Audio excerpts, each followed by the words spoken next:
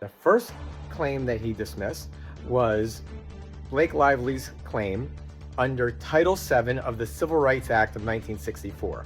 That is the quintessential sexual harassment discrimination statute, which says that you can't discriminate against someone because of their race, religion, sex, gender, or color.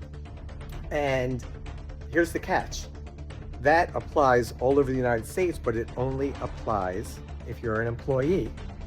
Now, the judge said Blake Lively was not an employee, that she was an independent contractor because she helped rewrite the script, she has equity in the movie, she hired her own assistants, this was a one-time gig, and so therefore, because he found that she was an independent contractor, she's not covered under the sexual harassment protections of Title VII.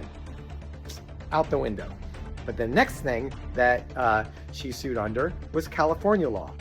So you may be thinking to yourself, wait a second, this case is being sued in New York, but it's being sued under California law. And where did this filming take place? It took place in New Jersey. So what the heck is going on here? Well, the parties signed an agreement when they first started saying that everything will be governed by California law. But even then, California law has its limits. California has what's known as extraterritorial application, meaning it can be applied outside of the state, but certain circumstances have to be met.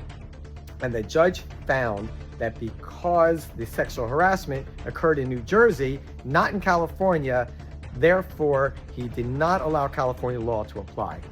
Now you may be saying to yourself, but wait a minute, I thought under Title VII, you can't sue if you're an independent contractor. Correct. But under California law, you can still sue if you're an independent contractor who's been sexually harassed, but too bad she was not able to bring it because extraterritorially, it was not able to be applied from California to New Jersey because the harassment occurred in New Jersey and not in California. However, the judge did allow the retaliation claims for California law to continue. Why?